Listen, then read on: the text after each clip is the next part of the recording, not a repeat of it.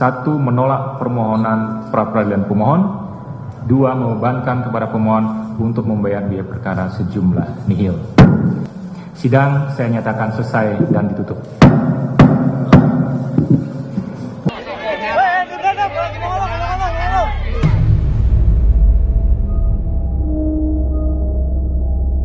Hakim sudah tolak pra-peradilan.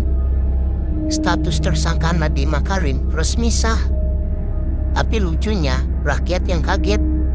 Bukan karena kasusnya, tapi karena akhirnya ada pejabat startupnya nyangkut juga. Hehehehe. Pertanyaannya bro, ini babak baru pemberantasan korupsi atau sekedar episode baru dari serial panjang orang penting tersandung tapi nggak tumbang? Karena kalau lihat sejarah, banyak yang udah jadi tersangka, tapi ujungnya malah jadi penasihat reformasi. Hahaha.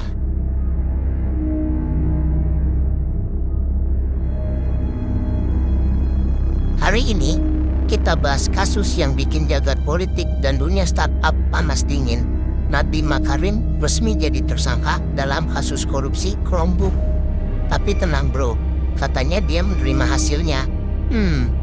Menerima? Atau udah tahu bakal gimana endingnya?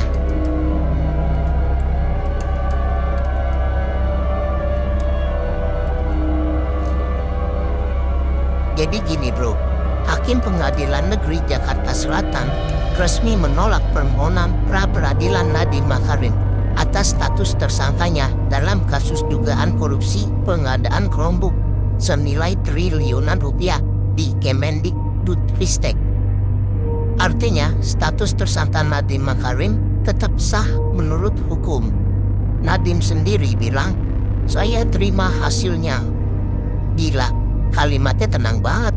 Kayak baru kalah di tender, bukan di pengadilan. Hehehe.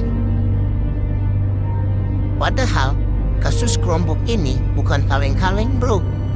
Nilainya diduga sampai 3,7 triliun rupiah.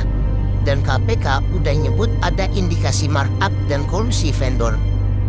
Tapi lucunya, berita ini nggak se-booming gosip artis yang lagi cerai. Mungkin karena yang korup bukan rakyat kecil, tapi anak emas digital pemerintah.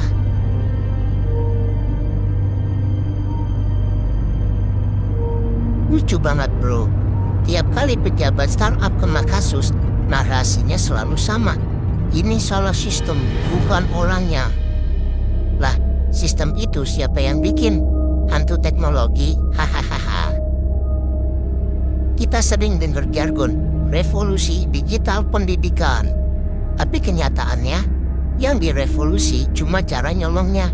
Sekarang lewat e-procurement dan vendor digital, bukan koper di bawah meja. Dan kayak biasa, netizen kebagi dua kubu. Yang satu bilang, kasihan, dia niatnya baik loh. Yang satunya lagi bilang, ini bukti nyata, semua bisa disulap jadi proyek.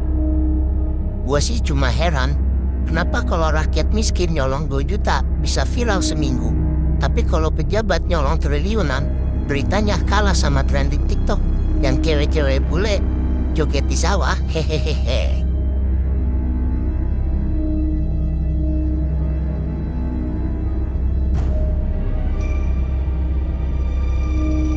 Kalau lo pikir ini cuma soal Chromebook, lo salah. Ini soal bagaimana uang pendidikan diperlakukan kayak startup investasi.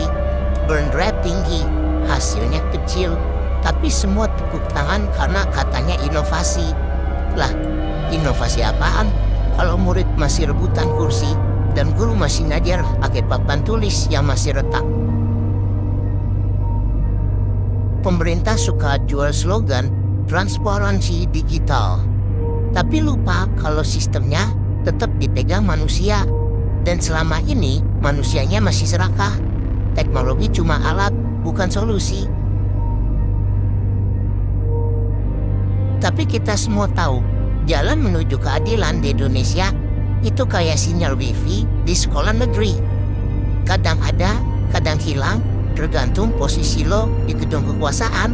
Hehehehe.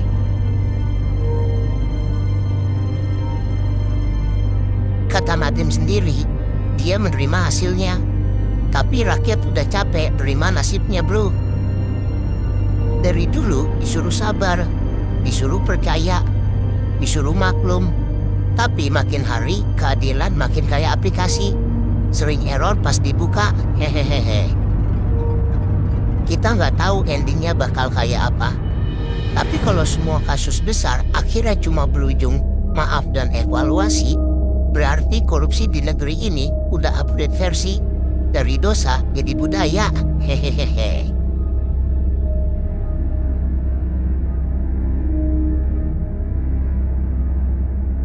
Kalau lo juga capek lihat hukum cuma tajam ke bawah dan tumpul ke atas, tulis di komentar.